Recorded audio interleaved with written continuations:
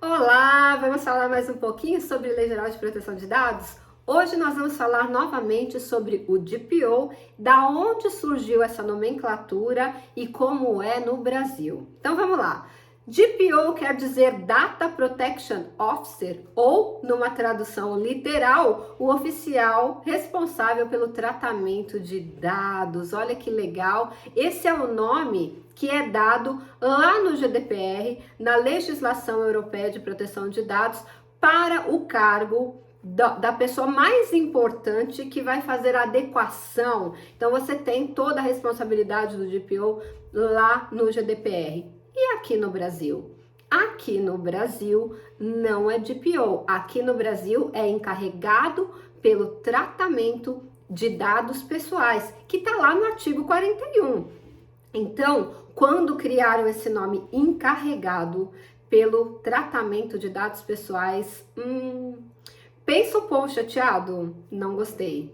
Não sei vocês, mas para mim, encarregado me remete a encarregado do almoxarifado, encarregado do supermercado. Nada contra essas profissões de maneira nenhuma, mas não denota a importância e a responsabilidade do encarregado pelo tratamento de dados pessoais ou pelo oficial de tratamento de dados pessoais. É um cargo de extrema responsabilidade, de extrema competência, de conhecimento técnico e específico, com responsabilização em todas as esferas, administrativa, civil e criminal. Então, é um cargo de extrema responsabilidade para ser só chamado de encarregado. E quando o professor Davis Alves me procurou, ele falou: Silvia, nós temos que mudar isso na lei. E eu falei assim para ele, Davis, quem somos nós para mudarmos uma lei? A sua vontade, a minha vontade, não muda uma lei. Nós precisamos representar muitas pessoas para que nós possamos ter força para mudar uma coisa desse tamanho. E eu falei para ele, a única forma de nós conseguirmos impor a vontade de todos esses profissionais que estão se sentindo tristes com esse nome é formando uma associação. E foi assim que nasceu a ANPPD, Associação Nacional dos Profissionais de Privacidade de Dados, que hoje, passando um pouco mais de 2 anos, já temos 12 mil associados. É a maior associação da América Latina. Sim, nós reunimos todas essas pessoas. E o que aconteceu? Das nossas missões seria mudar o nome do DPO na lei, porque nós não gostamos. Só que para mudar uma lei, dá muito trabalho. Tem que depender do Congresso Nacional e você sabe que ali o negócio demora para acontecer. E aí nós tivemos uma ideia. Por que nós não vamos direto na fonte? Por que nós não vamos direto ao Código Brasileiro de Ocupações? Porque ainda hoje que eu estou gravando esse vídeo, em dezembro de 2021, não existia dentro do Código Brasileiro de Ocupações o código do encarregado pelo tratamento de dados pessoais. E foi ali, então, que o professor Davis, o professor Hudson e a professora Silvia foram até Brasília negociar, na época no Ministério da Economia, que estava responsável por essa parte, para incluir o Código Brasileiro de Ocupações do encarregado pelo tratamento de dados pessoais e colocar tracinho DPO.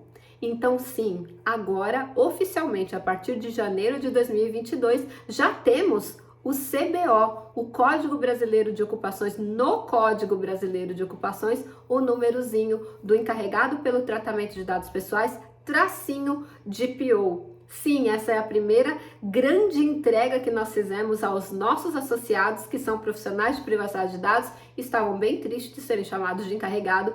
Hoje sim.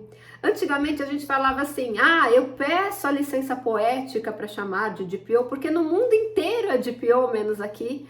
Hoje não precisamos mais. Hoje já temos o nome DPO no Brasil também. A partir de janeiro será publicado no Código Brasileiro de Ocupações o código desta profissão. Então você vai poder ser registrado CLT, por exemplo, com o Código Brasileiro de Ocupações de encarregado pelo tratamento de dados pessoais, traço DPO, Data Protection Officer, trazendo de volta a dignidade do nosso nome e da importância do nosso cargo.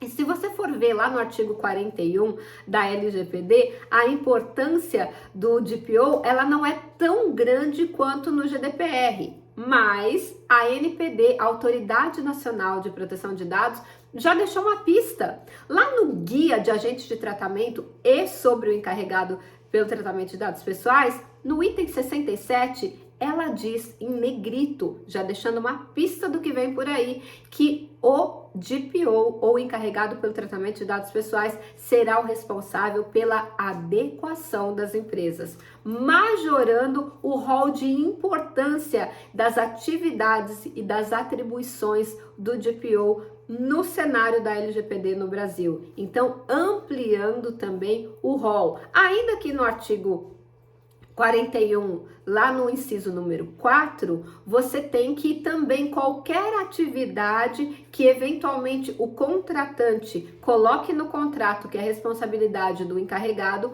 isso também é responsabilidade dele. E hoje nós sabemos que nos contratos a responsabilidade da adequação como um todo é do encarregado pelo tratamento de dados pessoais.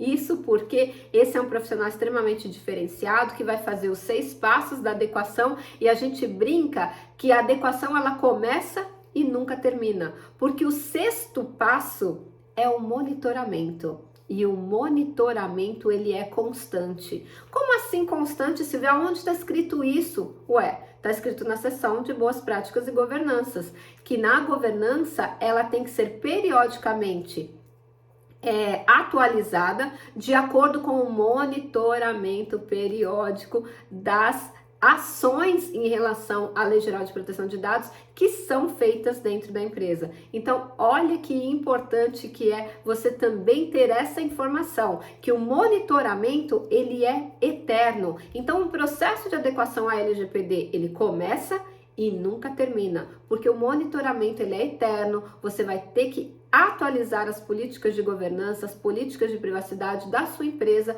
a cada mudança que houver, de acordo com que o monitoramento das ações e dos processos forem acontecendo. Eu espero que essa informação do CBO, do DPO, seja bem importante para você. E se você já sabia que agora no Brasil você pode ser chamado de DPO ou não sabia, comenta aqui embaixo do vídeo para eu saber. E não esqueça, deixa o seu like antes de você sair e compartilhe essa informação com o maior número de pessoas. E até o próximo vídeo.